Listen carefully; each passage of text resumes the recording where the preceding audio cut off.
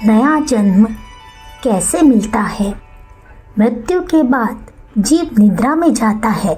इस निद्रा अवस्था में अपने कर्मों का शोधन करने के लिए स्वर्ग नरक के स्वप्न देखता है।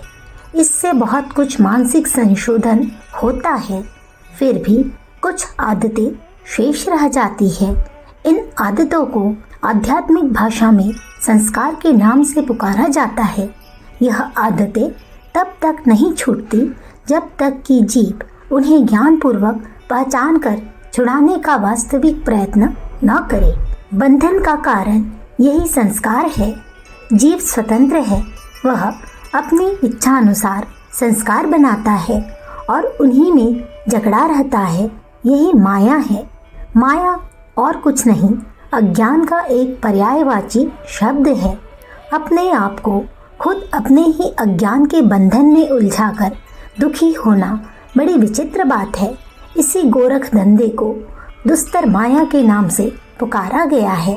शुभाशुभ कर्मों का फल भोग लेने के बाद भी उसके पूर्व संस्कार नहीं मिटते। जैसे एक जुआरी संपूर्ण संपत्ति हार जाने पर भी जुआ खेलने की इच्छा करता है, शराबी अनेक कष्ट सहकर भी मद्यपान की ओर ललायित रहता है, उसी प्रकार पिछली आदतों के कारण जीव पूर्व जन्म के लिए स्थान तलाश करता है।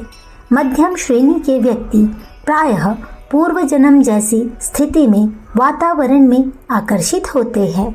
मान लीजिए एक व्यक्ति इस जन्म में किसान है। सारी उम्र उसके मन पर खेती के संस्कार जमते रहे।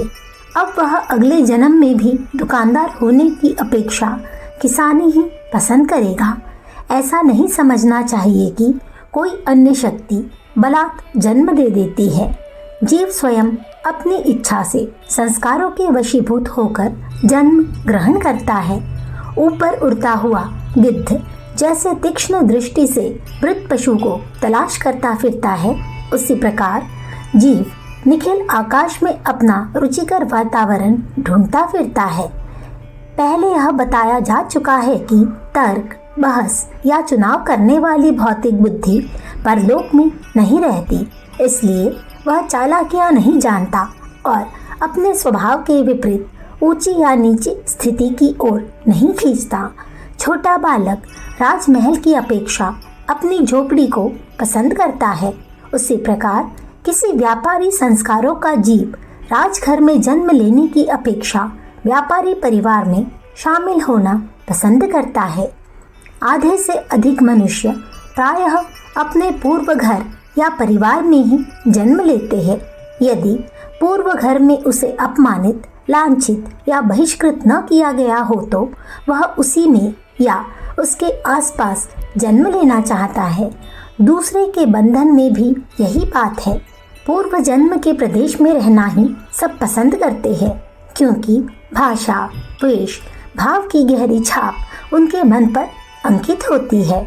इटली का मनुष्य भारतवर्ष में या भारतवर्ष का टर्की में जन्म लेना प्रायः पसंद न करेगा। कोई विशेष ही कारण हो तो बात दूसरी है। हमारी स्थूल इंद्रियों के लिए यह पहचानना कठिन है कि किन स्थानों में कैसी मानसिक स्थिति और आंतरिक वातावरण है, पर परलोकवासी इस बात को बड़ी आसानी से पहचान लेते हैं। वे जहाँ ठीक स्थिति देखते हैं उसी परिवार के आसपास डेरा डालकर बैठ जाते हैं। परलोकवासियों को पिछले कई जन्म का भी स्मरण हो आता है। यदि वे पिछले घरों में अधिक स्नेह रखते हैं तो उनकी ओर खींचे जाते हैं। बहुत समय व्यतीत हो जाने पर उन परिवारों की ओर अपनी मनोवृत्ति में अंतर आ जाता है तो भी वे कभी कभी खिंच जाते हैं। किसी विद्वान कुल में एक मूढ़ का जन्म लेना या असुर कुल में महात्मा का पैदा होना दो कारणों को प्रकट करता है। पहला, या तो वह कुल कुछ पीढ़ियों के उपरांत बदल गया और जीव के संस्कार पुराने ही मौजूद है। दूसरा, या वह जीव दूसरे ढांचे में ढल गया और केवल व्यक्तिगत स्नेह के कारण उस कुल में खींच आया है। हम बार बार दोहरा चुके हैं कि जीव स्वतंत्र है, वह अपने आचरणों से संस्कारों में आसानी से परिवर्तन कर सकता है। जब किसी परिवार में कोई विपरीत स्वभाव की संतान पैदा हो तो समझना चाहिए कि या तो यह कुल बदल गया, जीव ने जब इसे पसंद किया था तब इसकी अन्य स्थिति थी और अब इतनी घट गई, या वह जीव प्राचीन मोह के कारण ही यह बेमेल संयोग में मिला है। जिस परिवार में जन्म लेना जीव पसंद कर लेता है उसके आसपास मंडराने लगता है, अवसर की प्रतीक्षा करता है। जब किसी स्त्री के पेट में गर्भ की स्थापना होती है तो वह उसमें अपनी सत्ता को प्रवेश कराता है और 9 मास गर्भ में रहकर संसार में प्रकट हो जाता है।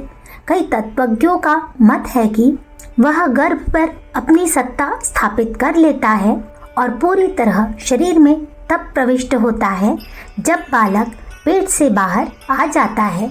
हमारा मत यह है कि संभोग के समय रजवीर्य का सम्मिलन होकर यदि गर्भ कलल बन जाए तो उसमें कुछ ही क्षण उपरांत जीव अपना अधिकार कर लेता है और गर्भ में रहने लगता है।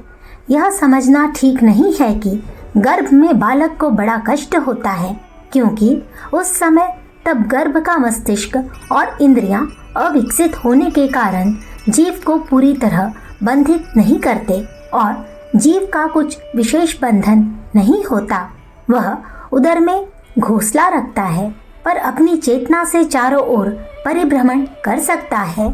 जन्म लेने के कुछ ही समय पूर्व जब गर्भ की इंद्रियां पूर्णतः परिपक्व हो जाती है तो जीव की स्वतंत्रता नष्ट होती है। तब वह तुरंत ही बाहर निकलने का प्रयत्न करता है। इसी समय को प्रसव काल कहा जाता है। गर्भ का शरीर और उसके अव्यय यह पूर्णतः जीव की ही इच्छा से नहीं बनते, यह साझे का कार्य है। माता पिता का रजवीर्य और जीव की इच्छा इन सब के मिलने से ही नवीन शरीर बनता है। कुम्हार और मिट्टी इन दोनों में से एक भी दोषपूर्ण होगा तो इच्छित फल की प्राप्ति न होगी। माता पिता का रजवीर्य मिट्टी है और जीव कुम्हार। अनाड़ी कुम्हार अच्छी मिट्टी से भी खराब बर्तन बनाता है और अच्छे कुम्हार का प्रयत्न खराब मिट्टी के कारण बेकार रहता है। यदि जीव उत्तम संस्कार वाला हो तो रजवीर्य के भौतिक संस्कारों पर अपना उत्तम प्रभाव डालता है और कुछ न कुछ सुधार कर लेता है। इसके विपरीत कुसंस्कारी जीव उत्तम रजवीर्य में भी कुछ न कुछ दोष मिला देता है। फिर भी माता पिता के संस्कार पूर्ण रूप से मिट नहीं जाते, उनका बहुत बड़ा प्रभाव होता है। माता पिता की भावनाओं का प्रभाव गर्भ शरीर पर पड़ता है। यदि जीव ऊंचे दर्जे का न हो तो उसे उन संस्कारों के क्षेत्र में ही रहना पड़ता है।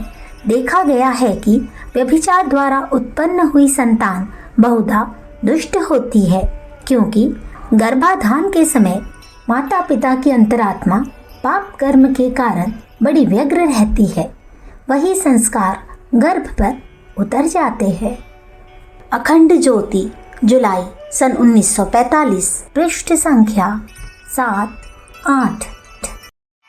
हमारे YouTube चैनल विचार क्रांति दूत अखंड ज्योति पत्रिका को सब्सक्राइब करें एवं अगली वीडियोस प्राप्त करने के लिए बेल आइकन दबाएं। धन्यवाद।